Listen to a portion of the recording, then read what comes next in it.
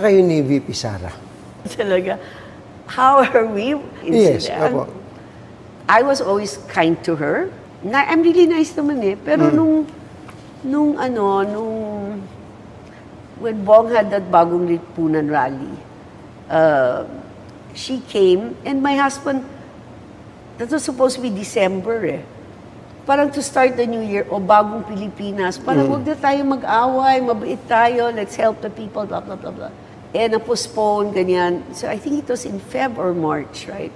So she went there at 3. Maraming salamat sa inyong lahat. Maayong hapon sa mag-ingat po kayong lahat sa pauwi. Ang Department of Education po ay kaisa ng lahat ng mga ahensya sa gobyerno tungo sa Bagong Pilipinas. Ang contribution po ng Department of Education ay sa poverty alleviation sector. At kami po ay huhulma ng mga kabataan at mga mag-aaral ng matatag. And then she went to Davao. And then when she went to Davao, Duterte said, oh, bangag, di ba? Imagine a former president calling, bangag. I mean, wow, you had 6 years, why would you call, bangag, di ba? So, and then the camera panned on her, tumatawa. So, syempre nakita ko, sabi ko, wow, man, I mean, masakit yan. And then when, said Duterte, si Sandro, yan, gusto maging Prime Minister, perpetuate themselves in power. Alam mo, Parliament, ang ambisyon niyan, karamihan, galing kay Lisa Marcos, pati kay Romualdez. Bongbong bangag yan. That's why, sinasabi ko na sa inyo ngayon, si Bongbong Marcos, bangag noon, ngayong presidente na, bangag natin ang presidente. Kayong mga military, alam ninyo yan? Lalo na yung nasa Malacanang. Alam ninyo, the armed forces of the Philippines, alam ninyo, may drug addict tayo na presidente, putinang yan. Si Sandro, yan, gusto maging Prime Minister, perpetuate themselves in power. Tapos ako, binibilang ko ngayong mga oras eh. Diba? So, pero tumawa sila. So parang for me, ano yan, mali yata yan, di ba? Parang you're getting swelled from the government, di ba? You're supposed to be the alter ego. We're there protecting you. Tapos gagawin mo yan? Mali yan eh. You cross the line. And I'm many things. I'm not a hypocrite. O, diyan, may departure time na, di ba? So, nandito ko. Normally, nag-usap kami. So, ayoko. Tapos, sabi ni, somebody went to me, uy, ang ganda mo today. Hindi, mukha akong bangag. Gumuna ko. No reaction. So, hindi, bangag. Bangag is I said the bangag is the word of the day. Yes. Talaga, no reaction. So yun, then after that, talaga, I stopped there. I do it again. I mean, that's not right. You don't do that. That's entitled politics. You're in the government. You're the vice president. Wala bang kahit na maikling sorry man lang after that? Bad shot na yan sa akin. Ganun po. Unless she says sorry or whatever. Maybe she will. Maybe she crossed the line. And then going down sa Prague, nakita ko siya ulit, di ba? Sabi ni Bong, behave. Sabi ko, wrong person, honey. Sabi niyo, she crossed the line. Ano ibig sabihin nun? And wala nang reconciliation yan between the No, I mean, the for two of me, you? Yeah. for me, nasaktan ako because my husband will do everything to protect you. You ran together, di ba? Sama-sama tayo, babangon muli. Pupunta ka sa rally, tatawagan yung presidente mong bangag, di ba you're going to laugh? Tama ba yan? Even Lenny never did that. Eh yung inyo pong hipag, si Aimee, Oh. what we were expecting then was maybe she would have stood up or defended her. Maybe you should brother. ask her. I'm just the outlaw. I know what line not to cross. Pero nasa speaking terms ba kayo? Well, every Sunday we have a family lunch. Once ka my mother-in-law said, Iha, hindi mo iniimbita si Aimee sa mga Ma'am, ako pa. May group chat kami, lahat sila nandyan. Sabi niya, anong group chat? Ma'am, hindi ko na No, but she's always invited. Kailan pa kayo? Diba? Hindi natin alam kung ever since. Kasi mga kayubisan, hindi ko alam kung nakarating sa inyo to. Partner, hindi ko alam kung nakarating sa inyo to. Pinag-usapan natin to before. Parang during the time na nagka-campaign pa lang, at nandiyan pinagsama sila ni dating Pangulong Gloria. Nadinig mo ba yung ganong ugong-ugong na magkakaroon ng second, part 2 ng Ala Gloria Macapagal Arroyo style. Erap Gloria, para mawawala. Yun yung kumakalat, 'di ba? Na parang paplanuhin na ganun din, parang Erap style. So, syempre, chismis lang yun. Na hindi tatapusin, na hindi na nila ipapatapos ang termino. Pero humahanap sila ng timing para pwede ulit kumandidato sa susunod na eleksyon. Parang Ala Gloria style. Pero syempre, mga kayubi, ito naman ay nakarating lang. Syempre, yung baka naman kasi ibang mga political analysts, yan yung speculation. Sala mo naman pag ang mga galing yan mismo sa mga political analyst partner. Hindi lang ito marites. Yan ang nababasa nila sa may umuugong na ganyan. May umuugong na ganyan. So ito alam nyo ito magtataka kayo ngayon. Ang talagang kalaban na ngayon ni Marcos, bukod sa kay Vice President Leni Robredo, mapapansin ninyo, yun ang mga kasama niya. Yun ang mga nakasama niya ngayon sa kampanya, sa kampo nila. Sila na ngayon ang magkakalaban pagdating dito. Kunyari yan, tatahimik yan sila, Indaya Sara, magmamasid dyan, di ba? Si Duterte Ning, di ba? Magmamasid sila dyan. At hahanap ng tiyempo yan. Ito, ganun din si na Gloria. At bakit gugustuhin nila Gloria na ma-disqualify si Marcos, mga kaibigan? Sapagkat nakita naman ninyo, di ba, hinihiling niya na maging speaker siya. Hindi nangyari yon. Sapagkat yung pinsang buo ang magiging speaker, si Congressman Romualdez, na pamangkin ni Imelda Marcos, mga kaibigan. Yun ang mauupo. Bakit? Kasi nga, sabi natin kahapon, o kagabi, dito sa programa natin, mga kaibigan, tama yung diskarte ng kampo ni Marcos. Tama sila. Na yung pinsan niya kesa si Gloria. Kasi si Gloria may track record ng pagiging ahas yan. Ulupong yan mga kaibigan Nangyari na yan. Track record na yan ni Gloria. Alam niyo si Gloria kung pwedeng habang buhay din sa pwesto siya. Gagawin niya yun Mga kaibigan Bakit? May anak pa yan Di ba? Pati yung anak magiging cabinet member daw di ba? Sa Department of Energy. Whether totoo yan o hindi, talaga naman mga sakim sa pwesto yan Di ba? Kasi nandyan ang pera patungo na ito doon sa pagpapatalsik kay Bongbong Marcos. Itong mga hakbang na ito. Sa Senado, napansin ninyo, di ba? Ilan ba ipinanalo dyan? Inilusot. Mga kaibigan, nakakampi nila. Ilan na yung majority dyan? Nakakampi nila. Kaya, delikado. Pero pagka yung ikaw patatalsikin ka, maraming paraan yan Pwede kang idaan sa impeachment. Hindi ba? Mga kaibigan. Pwede kang idaan sa... kaya dapat maaga pa lang, kumilos ka na. Hunta. Mga kaibigan. Yan ang mga paraan na maaaring posibleng pinaghahandaan. Sabi ko sa inyo, ang makikinabang dyan sino? Hindi naman makikinabang dyan si Vice President Robredo Yung mga bumabanat ngayon kay Marcos, mga kaibigan, yan ay kaalyado ng dating administrasyon. Kasama sila sa senaryo na yan, mga kaibigan. Kaya ako, paniwala ko, bago pa mag-eleksyon, nakaplano na yan, pinlansya na yan. Kaya kung mabagal-bagal, itong si Marcos Jr., baka pulutin ito sa kangkungan. Na mag-iisip din ang iba ng ganon partner, 'di ba? Ng ganong plano. Kasi sa mga rally, like etong panibagong rally, di ba? Sabi mo nga, parang ang Tonoy nagmamadali lang sumakay ng taxi. Oo.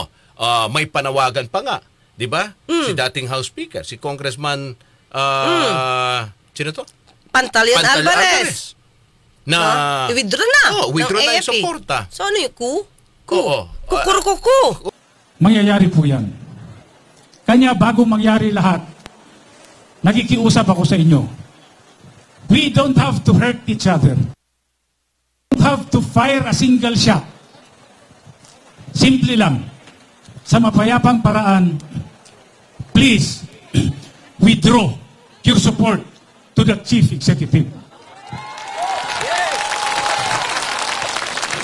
Pag po nag-withdraw kayo ng suporta sa kanya, ibig sabihin, sinusuportahan nyo ang probisyon sa saligang batas na to protect the people and the state.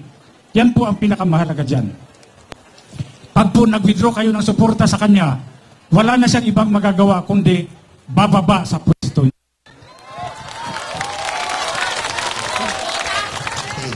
Kay kung taas kayo ang boto ni Sara Duterte, unya mo bo kang Marcos, kitang tanan maglantaw kang Sara Duterte as the true leader. Nya weakling pa kay Marcos as somewhat recipe for disaster. So karon mo na magic nila, gitaas ang boto ni Marcos. Wa may problema siguro kuning daog siya og tininod anay, pero ayaw dugangi imong boto kay kana panikas na. Og manikas gani ka sa boto, tikasan sa kaskatawhan mo, bitaw nang wa matuma ng 20 pesos nga bugas. Tinuod nga leader, pinakataas nga leader nga tinuod nga gipili properly, legitimately, correctly, si Sara Duterte. Dili si Marcos Jr. Dili yun si Marcos Jr. Mubarog ko, pinaninindigan ko ang sinasabi ko. Hindi si Marcos legitimately elected dahil sa improper meeting, illegal meeting nila ni Lisa Marcos at ang owner ng Smartmatic. Sinong nagsabi? Si Lisa Marcos.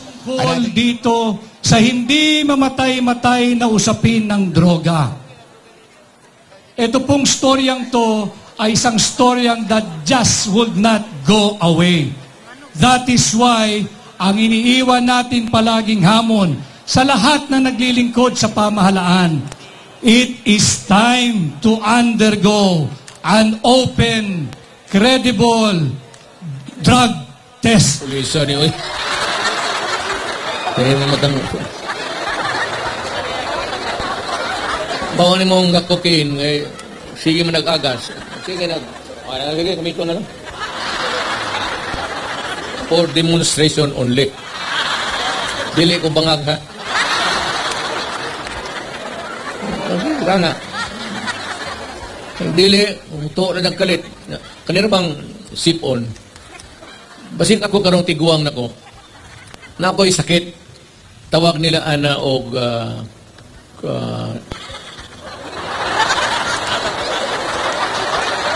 So ano yung ku? Oo. Kukurukuku. Oo. Paloma. Di ba? Ganun mangyayari. Di ba? Kaya hindi malayo na mag-iisip din, even yung mga political analysts, base sa kanilang mga... Naging karanasan. Oo, karanasan at obserbasyon ngayon. Diba? So, nangyari, syempre, partner, ikaw na nandyan, umatan ka pa nung, ayun, diba, sabi nga natin, may isang rally yung sa Liwasan, Bonifacio, yes. Nandun siya eh. Oo, pumunta. Hindi nga lang pinayagan ng panahon na magsalita siya. Pero partner, ang kasi issue pa rin, ang issue pa rin nun is, resign, PBBM. Yeah. Oo. So, pero, did you ever contradict? Did you ever speak against it? No comment. No. So, paano? Diba? Samantalang sabi nga niya, imagine mo partner ha, Sunday, nilait-lait si PBBM ng pamilya ni VP Sara. The following day, nakangiti ka pa, nakiusap kayo. Para bang, ang hirap naman talagang tanggapin nun, partner. Napaka ano lang talaga ni PBBM na talagang nakangiti pa siya kay VP Sara. Talagang walang masamang tinapay ang dating sa kanya. Pero syempre yung asawa, siguro... Sabi pa nga ng unang ginang, ginawa na daw ng Pangulo ang lahat para maprotektahan ang pangalawang Pangulo. dahil tinagurian silang unity team. Yun yun. May unity team pa ba? Yan ang tanong ngayon. Kasi yung relationship nila complicated na. So, may unity team pa ba? Tingin ko, partner, nandun sila sa kumbaga sa kasal, papunta sila sa cooling off period. Hindi na sa annulment, partner. Wala pa, cooling off pa lang. Bilis-bilis mo naman, partner. Para ka namang may naghihintay ng taxi. Doon muna tayo sa cooling off period. Kala ko sa annulment ka agad, partner. Hindi pa. So, siguro, ang naging maganda lang dito kay First Lady, sabi nga natin, mas maganda panoorin ng buo eh. Naging truthful siya sa feelings niya. Ako din, di ba? Diba? Tama. Yun. So, ako naman umaasa pa rin, partner, na maganda pa rin ang relasyon nilang dalawa, pati ng ating Pangulo. Kasi marami silang mga ipinangako, partner. Hindi naman pareho silang uupo dyan sa pwesto kung hindi, partner, dahil sa kanilang tandem. At naniwala ng taong bayan, ilang taon pa lang sila, partner, nakaupo dyan. Sabihin mo, partner, natupad na ba? Lahat ng mga ipinangako nila bilang unity team. Ano nga ba pinangako nila? Ano nga ba pinangako nila?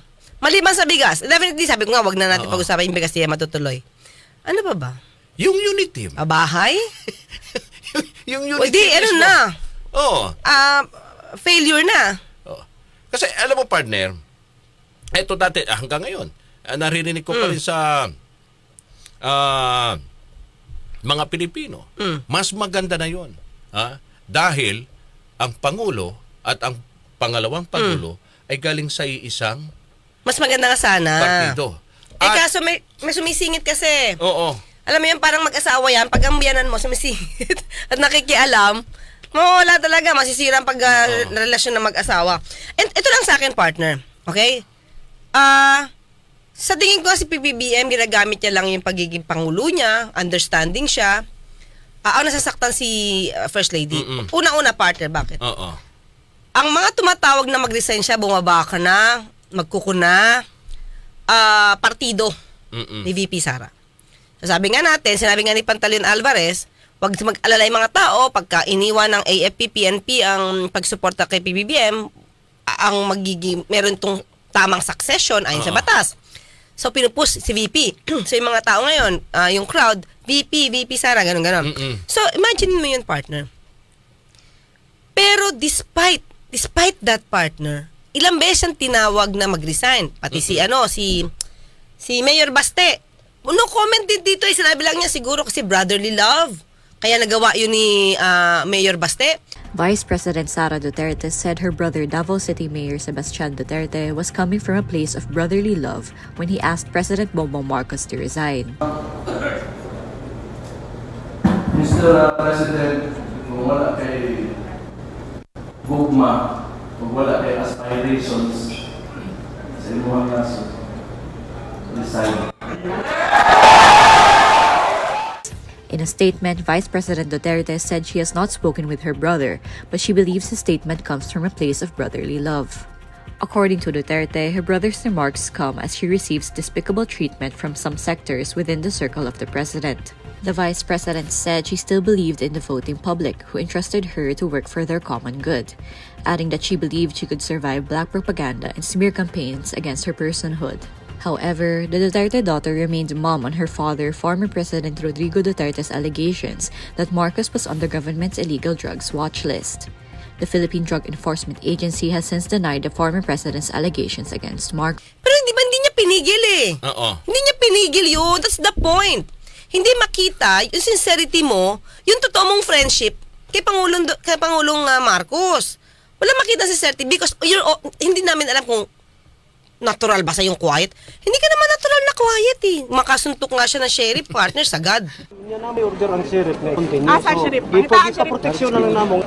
Sir. Kahit may court, order Diba? Ang sa akin lang, partner, hindi ikaw yan eh. Hindi ikaw yung nakikita namin na walang kibo. So, meron bang nasa likod ng iyong pagkatahimik? Diba? Tandaan mo, partner, kahit ginaganyan ng pamilya at mga kaalyado ni Pangulong Duterte, si PBBM at ang pamilya niya, kasi hindi lang si PBBM ang nilalapastangan ni Pangulong Duterte. Sinasama si First Lady. Nasama. Diba? Pero pag umaalis ang Pangulo for a summit or meeting abroad, partner, tinatalaga pa rin OIC si VP Sara.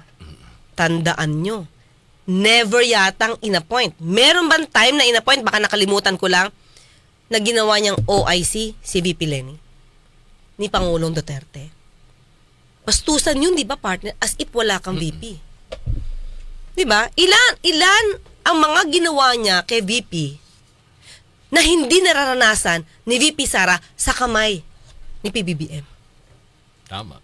Wala. Hindi, kasi, siyempre, natural din, partner. Kasi, magkasama sila, partner. Nung eleksyon, magtandem sila.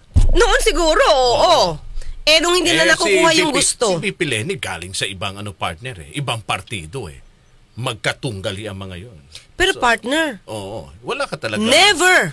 Mga kayubi please lang, baka nakakalimutan ko na to kasi mga 7 years ago na to Meron bang sinabi si VP Leni na resign? No.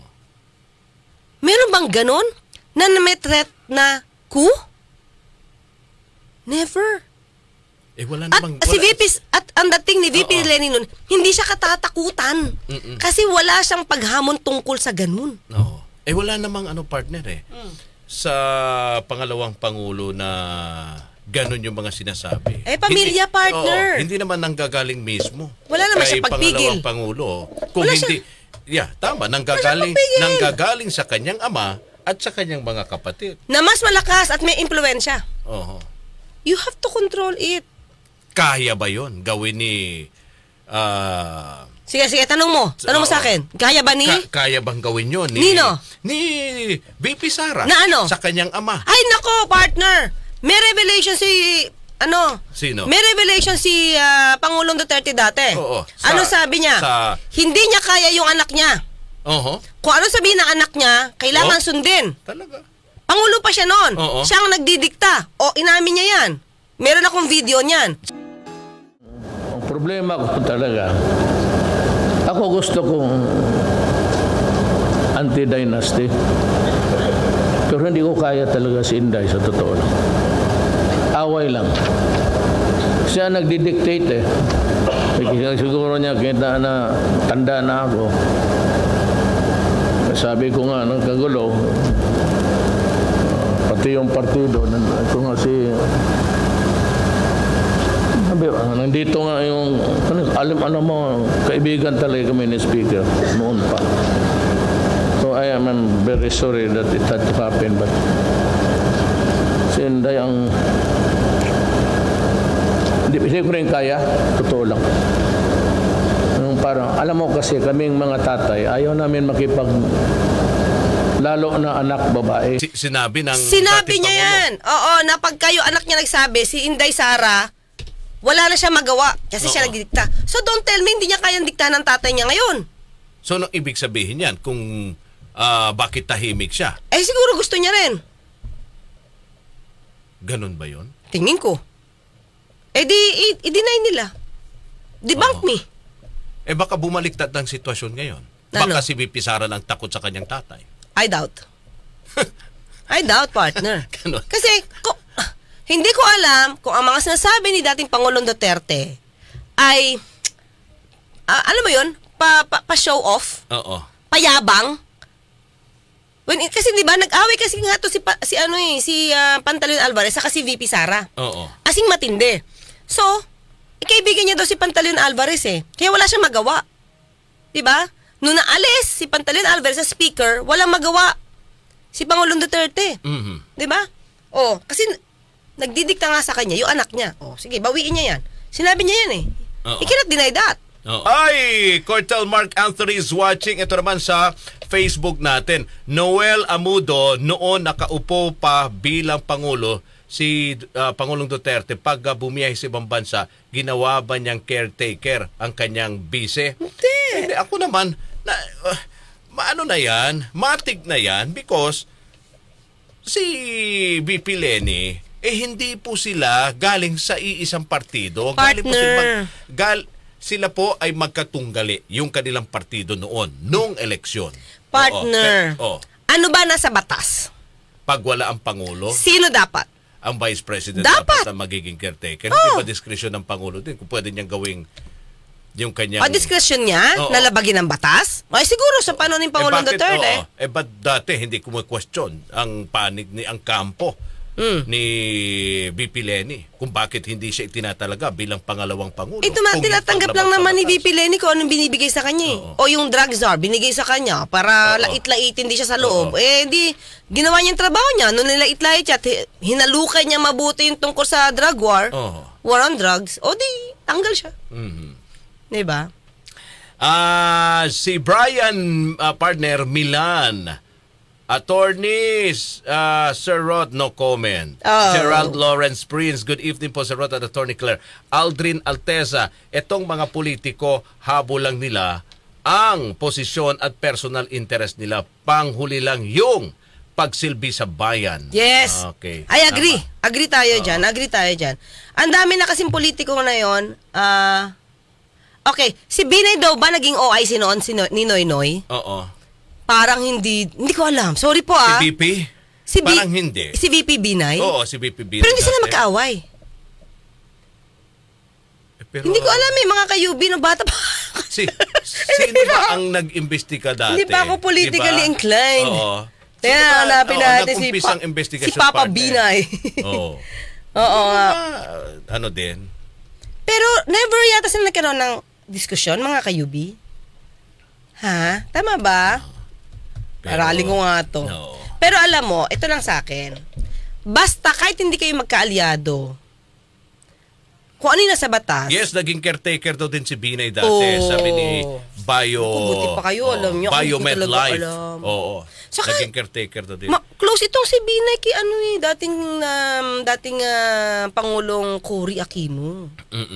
Kaya siguro tingin ko hindi naman sila magkaano. Pero sa akin lang ganito. Kung may isang presidente, ayoko sabihin ako baka kalain nila, aspire ako for that. Kung may isang presidente, kahit hindi kayo magkaalyado, mano ba naman yung respeto, igawin mo caretaker yung VP, saka mo dagdagan ng ibang kasama, nakaalyado mo. Para nakikita nyo yung galaw. Pero para hindi mo pansinin, as VP mo, laking kabastusan nun, partner. Hindi mo igalang ang VP mo, tapos sira-siraan mo, that's babae pa. And gentleman. Missy Cruz, ano bang ginawa ni Sarah? Sarah, sabi ni Missy Cruz. Ano bang ginawa? Kaya nga humingi siya ng pwesto, maging miyembro ng kabilang secretary, para may kasi kung vice president lang, ano bang trabaho ng vice president? Hintayin lang. Tama ba? Di ba, partner? Mahintay na lang mawala mag-resign. Kaya nga, kung may mangyayaring hindi maganda, di ba? Sa Pangulo. Spare tire nga daw Pero, partner, if you want to be relevant, you can do something na makakatulong sa Pangulo. Di ba? Yun lang yun sa akin. Kung ako, tatay ko si, kunyari lang tatay ko si Tatay Digong. Sabihan ko yan, pagkagalitan ko yan, wag ganyan. Wag ganyan. That's kabastusan. In English pala, that's kabastusan. Diba? Sa akin lang, diba? Ang gulo-gulo na ng bansa natin eh. Sabi nyo nga, hindi natutugunan yung hirap ng buhay. Di magtulong-tulungan na lang tayo. Wag na yung puro prayer rally. Tapos, ang gusto niya lang mangyari sa prayer rally, resign. Taliwas naman sa, ano yung ibig sabihin ng prayer rally? Are you praying na mag-resign? Si PBBM, yung ba yun? Diba? Georgia Internet Cafe, pa-shoutout naman po. Nakikinig sila ngayon. Alright. Ricky the One. Bob Mario, you are correct. Nightingale, mas okay pa kung si Senator Trillanes ang VP ni PBBM. Tingin ko hindi, the way I see it now, si Senator Trillanes, hindi naman siya masyado negatibo kay Wala siya nakikita negatibo kay PBBM. Ito mga kayubi maraming vloggers na hindi dati maka-PBBM. Asing opposition sila before, partner. Pero pag nadinig mo mga kayubi, hindi nila tinutuligsa si PBBM sa mga ginagawa ngayon. Especially sa WPS. Pero tinutuligsa nila sa yung Harlika Investment Fund, yung iba, yung mga pondo and everything. Pero sabi nila, pag maganda yung ginagawa, suportahan nyo. Suportahan natin. So maraming mga makaleni, partner, mga vloggers, hindi sila negatibo masyado kay PBBM. Kasi siguro nakikita naman nila, pag tatrabaho, hindi ka naman pwede maging blind followers lang na opposition ka, tapos may ginagawang maganda yung isang leader mo, oppose ka pa rin. Hindi naman pwedeng ganun. Hindi talaga kasi yan sa bansa natin. Tanong, partner. Sa tingin mo, partner? Hello, teka lang. Nandiyan si Direk Freddy Valera, official. Hello, Direk Freddy. Nanonood siya. Wow, 3.2 million in the house. Ang dami. Sa ano nga? Oo nga, 3.2 million ang nanonood sa atin ngayon. Maraming salamat. Naku, ang dami. 3.2 million. So, kailan pa naging M ang K? Oo. Ay, thank you Pero, partner, sa iyong pakiramdam at sa iyong palagay, kasi ang nagsalita pa lang ngayon si Unang Ginang si mismong Pangulo kaya at si VP Sara, okay pa rin kaya yung kanila na to? Complicated na nga daw. How would you describe your relationship with the Duterte family currently, and how would you reconcile your continued allyship with the Vice President and her family's vocal disdain for your policy? It's complicated. Okay. Tingin ko, nagpapaka-gentle. Feel ko lang mga kayubi Hindi ko naman kasi personal nakilala si PBBM kung gaano ba siya kabait. Marami kasi nagsasabi mabait si PBBM Diba? Nakikita naman, partner. Tingin ko, nagpapaka-gentleman siya. Pero tingin ko, sinasabihan na siya ni First Lady kung ano yung damdamin niya. Mag-ingat ka. Hindi na siguro mag-ingat. Siyempre yung, ba't naman, feel ko, baka na pag nag-uusap sila, bakit naman ganyan yung si ganyan, si Sara, ganyan. Siyempre, di ba, para mag-asawa yan Siguro ang sinasabi nila, feel ko lang, sinasabi ni PBBM, hayaan mo na lang. Kasi partner, ang daming tumutulig sa kanya. Ang daming, nagkikreate ng kwento sa kanya mga kayubi, but never siya nag-file ng cyber libel. Kay dating Pangulo. Mas matindi yan Mas matindi ang binibitawan mga sita kay PBBM. Sino ba yung nagsabi? May nagsabi, mga kayubi, i-remind niyo ako kung sino. Bakit hindi, may sinabi, bakit hindi ka lumalaban? Sabi niya, yung si PBBM nga, hindi siya nagsasita, ako pa ba? Si First Lady rin ba yun? Siya rin ba yun? Yung sabing hindi, tama ba? Hindi ko matandaan. Basta may nagsabi na hindi nga lumalaban si PBBM, ba't ako pa? Diba? Ano pang karapatan ko? Hindi ko matandaan kung sino yun, mga kayubi. Ay, Cortel Mark Anthony, thank you sa ipa niya. Watching from Davao City. Tatak Armen, congratulations. DXDC Armen Davao, still number 1 niya. Number 1 kami dyan sa Armen Davao. Pati kami na rin natin sa Metro Manila naman. Oy, number 1 po kami sa gabi. Yay! Maraming salamat sa inyong suporta. Yes, sa tulong nila, sa pagtangkilig sa atin. At saka masarap po mga kayubi na yung binabanggit namin dito mga opinyon ay kumbaga lahat tayo natututo. Kasi kahit po kami sa inyo mga kayubi sa nakikinig, nagko-comment dito, natututo kami. Correct. Kasi may mga pagkakataon hindi namin alam. Tapos kayo yung nagpi-feed. So natututo. Dito sa classroom natin, partner, lahat tayo natututo. Ayan. Si Tipaklong Pastor Rod watching here from QC. Oy, thank you very much. Katama sa Jordan, maraming salamat yan, sabi ni Harry Roque. Gera na daw ba ang mga Marcos at Duterte? Nauna pa yon kaysa sa WPS. Ako ayoko naman magka-war sila, partner. Kasi it will really affect the country. Kasi leaders to partner. Tapos, alam nyo, sumisipat-sipat lang yung mga kalaban natin. Ano kaya to? Madali ba sugurin to? Pag divided tayo, partner, mas madali tayo matalo. Diba? Especially now, partner, parang hindi kasi pareho ang polisiya ng dalawang leaders natin, parang dalawang mataas na leaders natin, si VP Sara saka si PBBM, tungkol sa West Philippine Sea. So, kasi iba yung sinasabi ng tatay ni VP Sara eh. Iba yung sinasabi niya. So, medyo nagwawatak-watak dun. I wish konti lang sila. Diba?